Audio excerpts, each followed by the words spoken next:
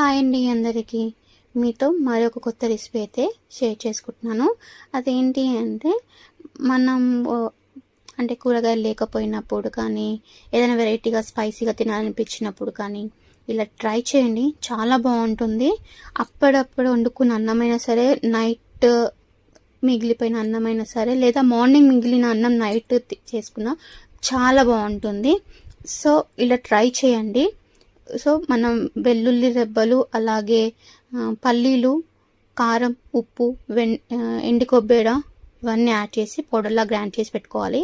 So తర్వాత ఒక bowl తీసుకొని అందులో ఆయిల్ వేసాక మన తాలింపు గింజలు యాడ్ చేసేసుకొని ఆనియన్, పచ్చిమిర్చి, కరివేపాకు అన్నీ వేగిన తర్వాత మనం గ్రైండ్ చేసి పెట్టుకున్న పౌడర్ అందులో యాడ్ చేసేసి బాగా కలుపుకోవాలి. బాగా కలిపిన తర్వాత మనం ఉడికించి పెట్టుకున్న అన్నం అందులో యాడ్ చేసేసుకొని బాగా మిక్స్ చేసేసుకొని వేడిగా సర్వ్ చేసుకొని తింటే చాలా బాగుంటుందండి.